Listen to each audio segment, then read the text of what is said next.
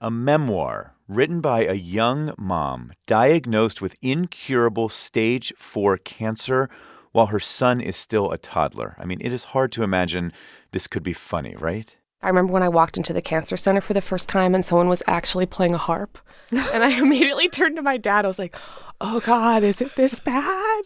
That is the voice there of Kate Bowler. She is the author of a new book that is called Everything Happens for a Reason and Other Lies I've Loved. She spoke to Rachel Martin. Suddenly, at 35, I get this stage 4 cancer diagnosis, and it was just like a bomb went off.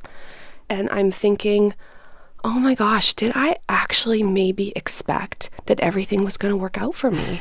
And so I wrote the book more like a theological excavation project. Like I was just trying to get down to like the studs of what I really expected from my life. And I think I was a lot more sure than I realized. Sure of what? Well, maybe that I was the architect of my own life, that I could overcome anything with a little pluck and determination.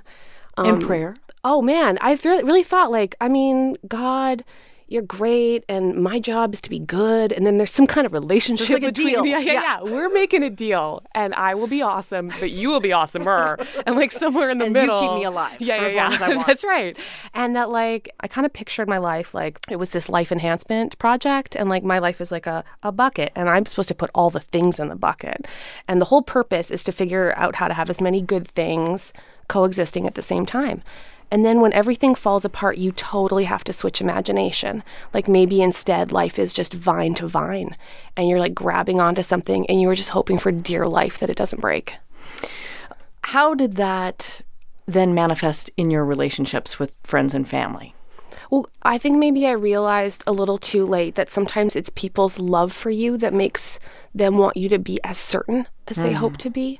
You know, like because the diagnosis was so bad and I went from feeling like a normal person to all of a sudden like this spaghetti bowl of cancer, I was trying to learn how to give up really quickly, like looking at my beautiful husband and just immediately trying to say all the stuff you're supposed to say, which is just like, I have loved you forever. And all I want for you is love. And then you're trying to learn how to give up these, like you have these impossible thoughts, like you will live without me, and like, please take care of our kid. And like, you're trying to do all that hard work.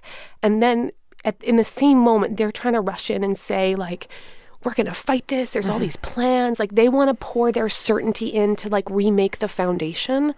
And there's this kind of almost terrible exchange where you're trying to remake the world as it was, but like it's all come apart. How did you move from that moment and at the same time rewinding? Because you do have to do the work. Yeah, that's right. Like you got to show up. Yeah. You got to go to treatments. Yeah. And like, I don't think I knew how to live after certainty. And part of it is you have to learn to be present even when things are absurd. Because you wrote about your diagnosis and your treatment in the New York Times, it opened you up, oh my word, to a whole slew of feedback, we can call it. Yes. Some feedback from readers who had all kinds of things to say to you. And a lot of it, I mean, most of it, So right, came from lovely. such a good place. Yep. But some of it was insensitive, Yeah. I suppose, could be a word that's used. You divided the feedback into 3 categories, the minimizers, the teachers, and the solutions people. Yeah. Would you mind just giving us a snapshot of each? Oh, sure. Well, minimizers, they rush in with well, at least you found a good hospital. At least you're on this drug. Right. At least you're not entirely bankrupt. Oh, man, minimizers. Yeah, and then there's the teachers, and very often they've recently watched a documentary, and they have a lot to share with me about what they just learned. And, like, you find yourself immediately going into a moment where you realize that, like, you're maybe part of a multi-level marketing presentation you didn't sign up for, like essential oils. So, yeah, there's always a teaching moment. And then The solutions people. Right, solutions. I think they're just like trying to help me get back to a sense of agency.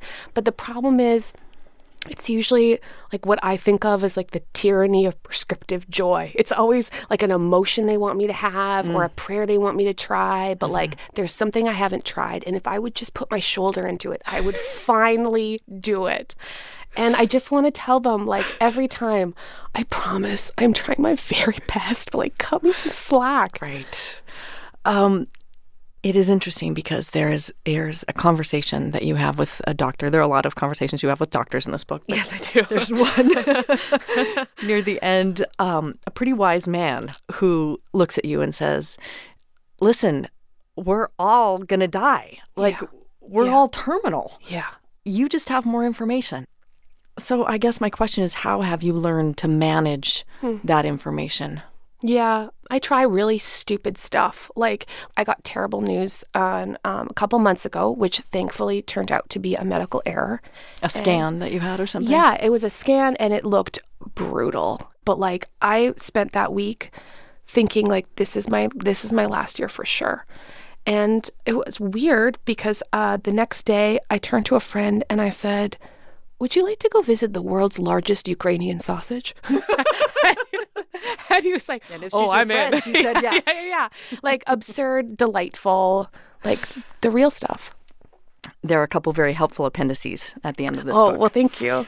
First, a list of things not to say to someone with terminal cancer. And I got to say, I read this and I felt pretty good about myself. I was like, oh, yeah, I would never say that. I would never say that. Good. And then I got to number 8 and realized that I have totally said this. Oh, it's so tough, though. This is, when you ask, you feel like you're being...